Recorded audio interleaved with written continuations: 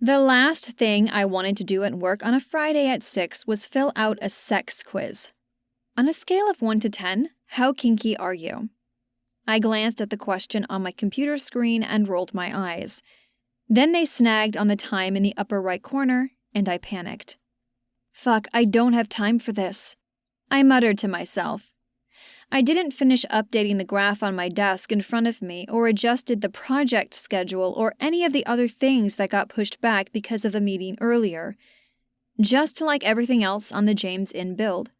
Instead, I rushed to finally fill out a sex quiz my BFF was forcing me to complete.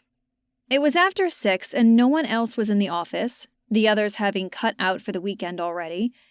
It wasn't that I was more diligent, but I was dreading going to happy hour. Yeah, that was me. The weird woman who didn't want to meet up with her bestie and others for ladies' night. I liked my friends. But the friends were bringing friends, and the bar would be crowded. Men on the prowl, ladies on a manhunt.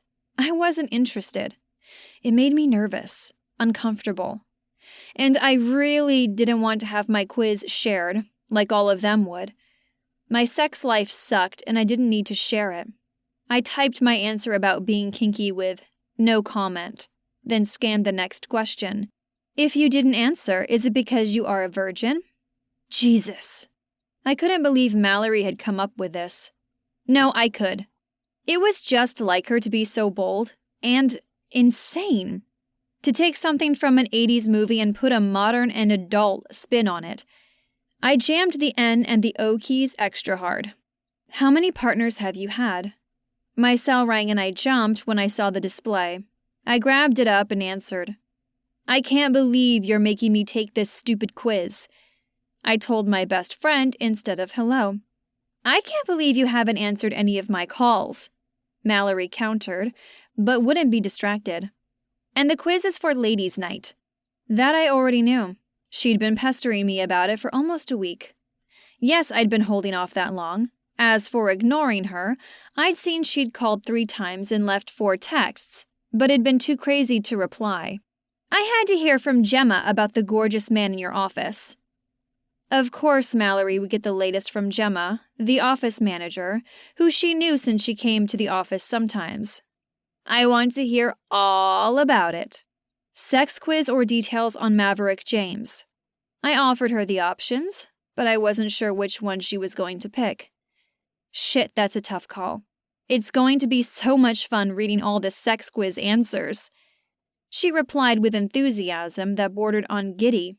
But from what I heard from Gemma, a woman can orgasm by the sound of that man's voice. That wasn't too far from the truth. I hate you, I growled, playing with my ponytail and remembering I had a pencil behind my ear. I tossed it onto my desk. What's got your panties in a twist? What's wrong with being horny for the hot boss? I rested my forehead in my hand and shook my head. It's been a long day, I explained, leaving out the fact that a lot of my frustration really did have to do with the guy. My boss's boss. The hot one. Who I was really horny for. Not that I would admit that to Mallory. She'd make me go shopping and wear makeup to work for him to notice me. I'd done all that by myself earlier. No makeup needed. Tell me all about it. She continued on a sigh. Especially if it involves Maverick James, that gorgeous piece of man meat. How do you know? I looked him up online after I talked to Gemma. Of course she had. She wasn't lying about him, except, if you want me to get to the bar on time, or any time tonight, I need to finish the quiz. It was the only way I could think of to get her to stop talking about him.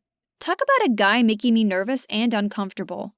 She and I had watched The 16 Candles 2 weeks ago and decided that making a sex quiz, like in the movie, and sharing answers tonight with a bunch of girlfriends was happening. You haven't finished it yet? Don't tell me you're still at work. Fine, I won't tell you. Another sigh came through the phone. You need to take that physics teacher job at the high school. You'd have your summers off like me.